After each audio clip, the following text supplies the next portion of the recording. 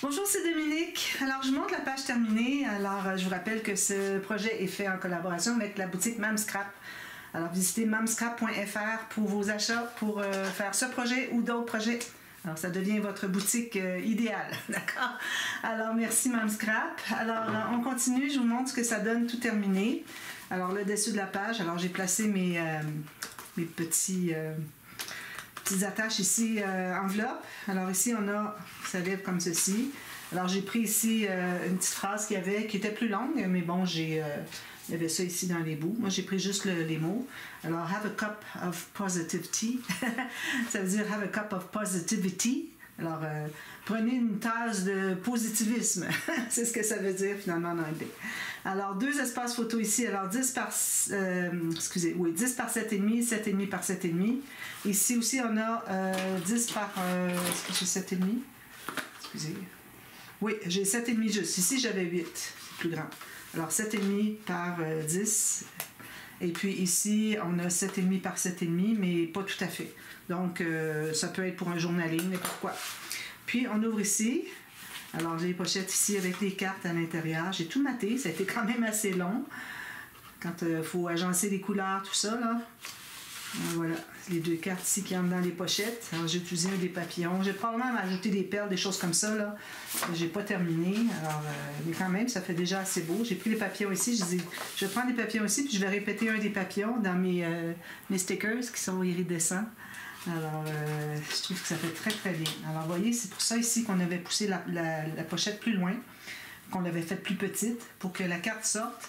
Et puis, on ne la met pas juste sur le bord, la pochette. Il faut laisser de l'espace pour que la carte... Voyez-vous, ça arrive tout juste. Je n'ai même pas calculé.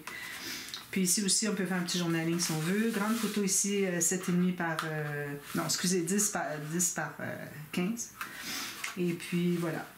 Ici, un petit journaling. J'ai mis une petite dentelle. Quand même assez long à faire. Hein? Alors, mais j'ai eu du plaisir. C'est d'agencer des papiers. C'est toujours bien agréable. Alors, comme ceci. J'ai pas mis mon petit cœur encore, ça va mieux. Puis celle-là, ben, je l'ai terminée, je l'avais montré, je crois. J'ai ajouté un espace photo ici. Puis j'ai fait une petite pochette, j'ai collé ici en L, si on peut dire, jusqu'au bord ici, juste pour mettre une petite carte, un petit tag comme ceci, avec une petite ficelle. Puis, c'est ça.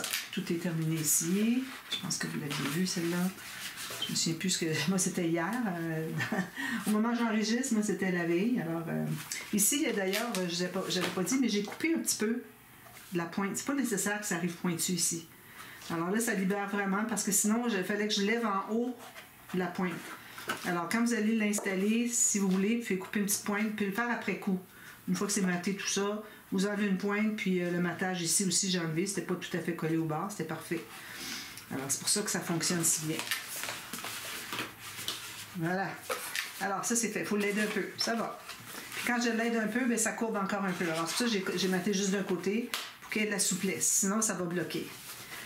Alors, l'autre côté, alors là, j'ai décidé de faire 2 pop-up. Un en haut puis un en bas. C'est rare, je fais des pop-up en bas. Hein? Je l'ai dit parfois, bon, justement, je l'ai dit dans cette série-ci, que quand je fais la carte, la page de... ça ici, quoi? Ça ici. C'est un rabat qui descend en bas parce que c'est comme ça que le pop-up se fait si on veut voir la carte devant nous comme ça. On n'a pas le choix. Mais ici, c'est particulier, c'est que je veux faire un pop-up en haut, un pop-up en bas pour séparer la page en 2. Alors là, ce qu'on va faire, on va commencer par trouver le centre sur la hauteur. Alors moi ici j'ai 20, je me rappelle pas ici, 26 et demi, c'est-à-dire 13 et quart ici. Donc ça c'est mon centre. Alors là le centre, moi je vais dégager le centre. Je vais vous montrer, j'ai une petite attache, je crois que c'est ici, je vais la trouver, pas certaine. Les aiguilles d'horloge, vous savez, pour faire des... c'est pas dans ça. Les aiguilles d'horloge pour faire le fermoir. Alors, j'ai peut-être ça ici. Si je ne l'ai pas là, ben, je vais devoir chercher avant la prochaine vidéo. Non, c'est pas ici. Alors, je vais devoir chercher, mais je sais que j'en ai, ça c'est certain. Surtout les grosses, il m'en reste toujours beaucoup parce que je n'utilise pas souvent. Alors, je vais mettre une aiguille ici, mais pas tout de suite, d'accord? Alors, ça, on peut faire ça à la toute fin. Alors, ici, j'ai calculé 2 morceaux de la largeur de ma page. Okay? Alors, ici, on travaille sur le côté B de la page, on a toute la hauteur. Alors, à partir d'ici, dégager le pli ici, jusqu'ici, j'ai coupé 2 morceaux. Puis, pour ce qui est de la hauteur, alors là, on va se trouver à dégager. On va devoir dégager à peu près au moins 5 mm chaque côté, en haut et en bas de la marque du centre. Puis, ça, c'est pour que l'aiguille puisse se loger entre les deux, comme ça, quand on l'ouvre. Puis, quand on ferme, on tourne l'aiguille. Ça peut être une aiguille, ça peut être, une découpe, n'importe quoi, il n'y a pas de problème, c'est comme vous voulez. N'importe quoi que vous avez qui est fait en long, idéalement. Donc, c'est pour ça que ici, je me plaçais à peu près à 5 mm en bas de ma marque. Ici, je vais me faire une marque tout juste ici, je vais zoomer un peu. Tout juste ici sur le bord. Alors, j'attendais d'avoir décidé qu'est-ce que je fais comme pop-up pour savoir si je peux mettre un petit gousset. Finalement, je ne mettrai pas de gousset. Je pense que j'ai décidé des deux. Il y en a un pour sûr, celui que je vais faire tout de suite. Je vais décider. Donc, je vais mettre sur une marque. Alors, moi, ça me donne 1 cm. J'ai 12,1. 12,1. Ça fait un tout petit peu plus que 4 pouces 3 quarts. Alors, assurez-vous d'être dans le même sens. Un tout petit peu plus que 4 3 quarts. Ici. Plus que 4 3 quarts, donc je vais le mettre ici. Petite boule, parce que j'ai du papier 216 grammes. Voilà. Alors, je ne mettrai pas de gousset, parce que je ne fais pas de pochette de toute façon. On a déjà qu'on a tout ça. J'aurais pu faire une grande pochette, mais c'est comme une doublure de page finalement. Alors, c'est pas obligatoire d'avoir des pochettes à chaque page qu'on a. Mettre des cartes de plus. Si on a une ou deux qui n'en a pas, c'est correct. Donc, ça c'est comme ça. Alors là, un petit peu que je... OK, ça c'est notre... ça se trouve avec notre pli pour la bande de collage. Donc, on va couper ce qui reste. On va se garder une bande de collage seulement. Excusez, là, j'avais perdu le fil. Je suis facile à distraire, à perdre le fil de ce que je dis, ce que je fais. Donc, il va en avoir un qui va être collé dans ma page, ici, puis l'autre va être collé ici. Alors, je vais coller juste un pour commencer parce que sinon, ça va être encombrant un peu. Donc, ici, je vais biseauter mes 2 bandes de collage. Ça, je mets de la colle.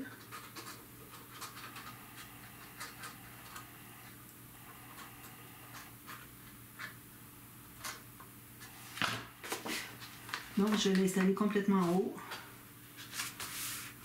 Donc, je vous recommande vraiment de prendre le plus haut de votre page pour avoir le maximum d'espace ici pour des photos. Des pop-up. Donc, ici aussi, je vais biseauter. Eh bien, je ne le ferai pas tout de suite. Je vais la mettre ici en attendant.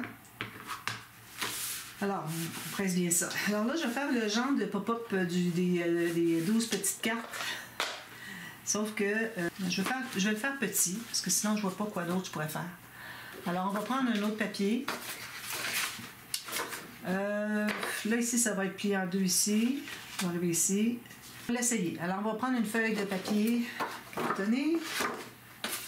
Alors là, il me reste 2 feuilles, moi, sur ma quantité que j'avais pris au début. J'avais à peu près 20-25 feuilles. Puis, on a la moitié de fait de l'album. Donc, c'est sûr qu'on a toutes les bases de pages, qu'on en a pris beaucoup. Mais il reste encore les couverts, les interactions dans les couverts. Ça prend beaucoup. Alors, facilement une 50aine de feuilles de votre papier de base. Si vous avez du A4 ou du 8,5 par 11 pour le Canada. Donc, ici, on va prendre la largeur complète. Puis, je me garde plus long ici. Alors, tout juste la largeur ici. Je vais garder toute la longueur parce que je ne l'ai jamais fait de cette façon-là. Puis, je vais m'assurer que ça va fonctionner. Alors, ici, on va se trouver à faire... Bon, je vais mettre ça de côté. Alors, on fait une ligne de pliure au centre. On va retrouver le centre, comme ça. Ensuite, vous allez diviser, vous allez avoir 5 cm 2 fois. Alors là, je ne suis pas certaine que ça va fonctionner. Sinon, je vais couper puis je vais refaire une autre vidéo. Alors ici, 5 cm, 5 cm. Alors, d'après moi, ça va rentrer à l'intérieur facilement. Même chose de l'autre côté. Alors, avec votre règle, 5 cm. C'est 2 pouces finalement. Bon, je vais le mettre à 2 pouces. Vu que j'ai un petit peu de marge. Alors, je vais me faire ici une ligne comme ça. Une ligne comme ça. 2 pouces ou 5 cm. Même chose ici. 8, 10. Parfait. Ensuite, dans ce sens-ci, j'ai 20 cm. Alors, 20 divisé par 3, ça va me donner 6,6. Alors, 6,6, puis 13,1. 2. Alors, 6,6, 13,2. Alors là, ça va fonctionner mieux. Donc, j'ai fait mes 3 bandes mes 3 lignes de pliure ici. Ici, on va se trouver à couper, mais pas tout de suite. On voudrait, sur les marques qu'on s'est faites ici, en haut et en bas, on va faire les mêmes marques en bas, excusez. Alors, sur la marque en bas aussi, on a, j'avais dit qu'on avait 6,6, 13,2. Alors, vis-à-vis ces marques-là, les 4 marques, on va se faire une marque à 1,5 cm. Je ne vais vraiment pas à 1 cm parce que je trouve que ce n'est pas suffisant. Ça va plier, c'est pas l'idéal. Alors, 1,5 cm vers l'intérieur par rapport à nos marques ici. Alors, vous voyez, j'ai mes lignes de pliure ici. Ici, j'ai mes marques tiers, tiers, tiers. Ça veut dire, dans mon cas ici, 6,6 et puis 13,2. Même chose en bas.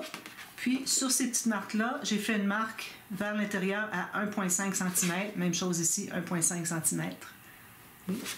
Alors là, ce qu'on va faire, c'est qu'on va refaire une ligne de pliure sur ces marques-là. Alors ici, je me mets sur une rainure. Alors, vous voyez, je bouge comme ça. Ça veut dire que en mettant mon stylet sur ma marque, je me mets bien en haut, puis je m'assure d'être sur une rainure, puis là, je vais faire ça ici. Alors, vous bougez pour être sur une rainure. Vous voyez, ici, là, je vais bouger. Là, je suis sur une rainure. Voilà. Vous allez d'un côté à l'autre. Comme ceci. Alors là, on va se trouver à couper à partir de la marque ici jusqu'à la marque ici. Même chose ici. Avec notre massicot. Alors, c'est un peu différent de la façon que je l'ai fait habituellement. Parce que là, je suis limitée dans l'espace. Alors, attention de ne pas dépasser, quitte à finir au ciseau. Alors, moi, la façon que je fais, c'est que je m'installe sur ma marque. Ici, ma marque, elle n'est pas la même. Alors, je commence à quelque part au centre. Puis là, je descends un petit peu, je descends un petit peu, je descends un petit peu, je descends un petit peu, jusqu'à ce que j'arrive. Même chose ici. Je vais voir entre chaque fois que j'ai fait une petite coupe.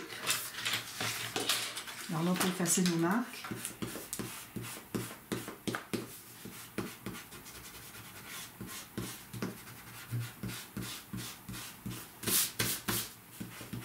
Encore ici un peu.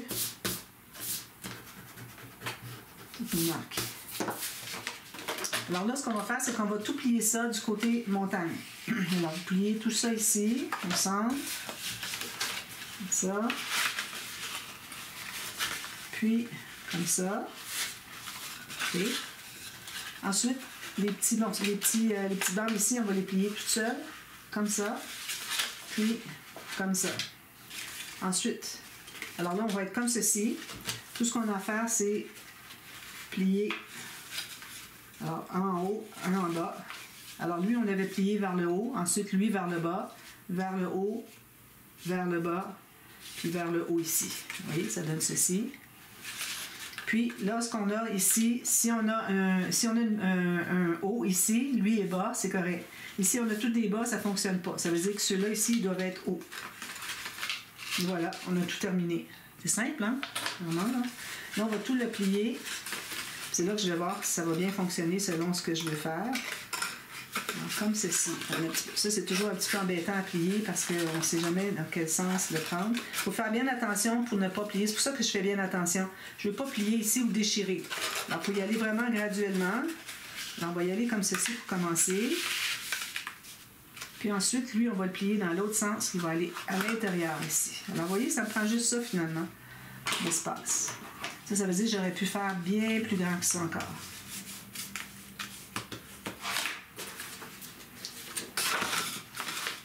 Alors là, on va se trouver à être collé.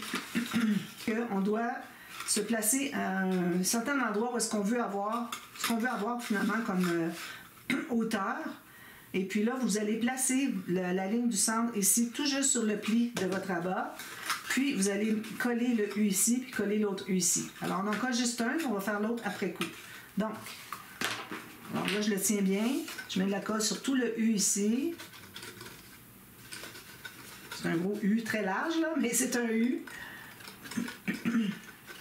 Bon, j'ai coupé souvent parce que je ne savais jamais dans quel sens, où le coller, tout ça, et j'ai finalement figuré. Donc, il faut que vous mettiez vraiment vos angles là où est-ce que vous voulez avoir. Puis le pli du centre ici sur le pli du rabat. Puis vous allez centrer bien égal chaque côté. Alors moi, je voudrais avoir un petit peu plus prononcé, donc je vais mettre comme ceci. Voilà. Donc ça, c'est collé ici, bien égal. Puis même vérifier ici si vous avez la même. Alors j'ai 32, ici j'ai 32, parfait. Assurez que ce soit droit jusqu'au bout. Ça, on va presser. Alors là, c'est ce que ça nous donne. Donc là, on va tout plier ça comme nos plis se présentent. Alors lui, c'est ce U ici. Comme ça, il reste U. Tout le reste va aller comme ceci.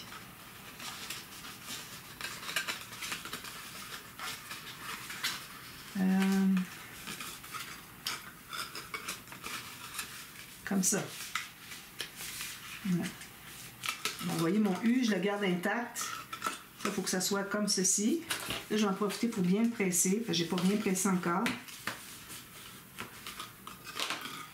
Puis là, on met de la colle ici. Alors, c'est là le moment de vérité, voir si ça fonctionne. Sinon, je recommence, je fais autre chose.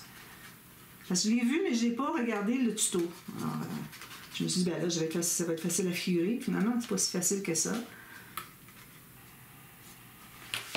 Puis là, je vais le tenir bien comme ceci, puis je vais fermer mon rabat. Ah, ici, je dépasse. Ah, voyez-vous, je dépasse ici. Alors ça veut dire que mon pli au centre... OK, c'est comme ça. Vous voyez, c'est comme ceci qu'on doit le plier. Je ne dépasse pas du tout. Donc, on fait ceci. Alors, vous voyez, j'ai replié par en haut le petit pli du centre. Puis là, je vais aller le placer ici. Bien droit. Là, je vais presser un peu, mais pas trop longtemps. Je vais aller l'ouvrir, voir si tout fonctionne. Alors, ça fonctionne.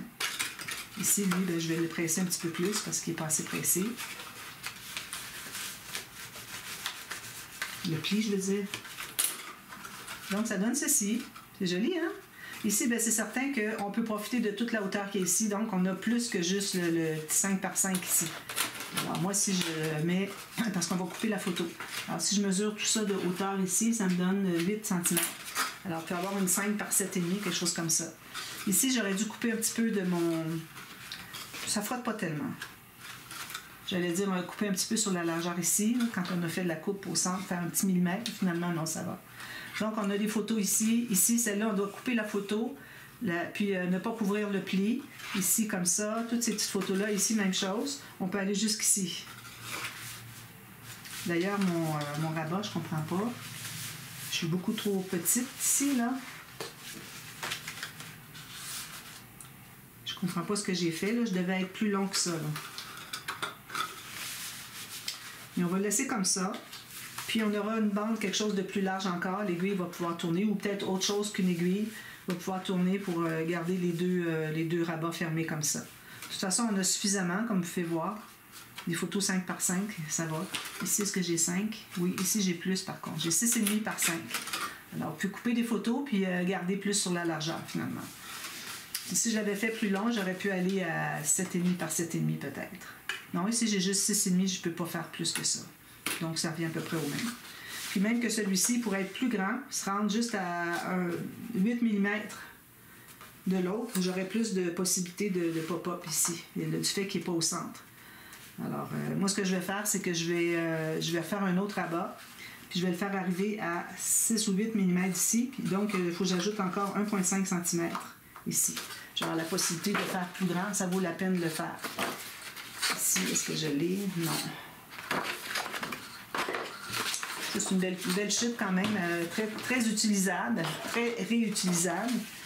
Donc ici, je vais me faire une marque pour la largeur, première chose.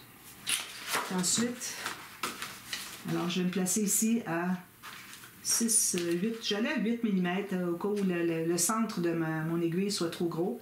Puis je vais me faire une marque ici en bas, c'est là que je vais plier. Je me garde une bande de collage.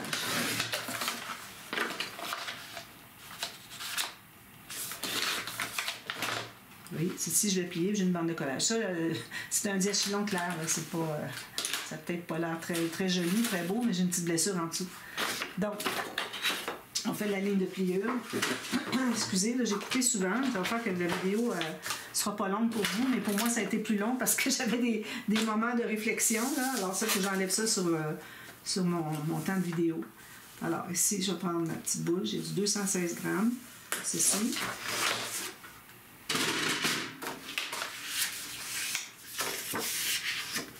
J'ai tracé ma marque. Je vais biseauter ici.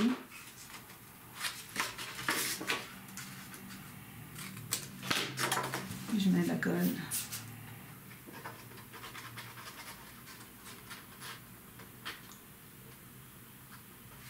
En bas. J'enlève l'excédent ici. Je place tout bien droit ici en bas. Sur mon fond de page. Attention, j'ai un gousset qui ressort ici. Là.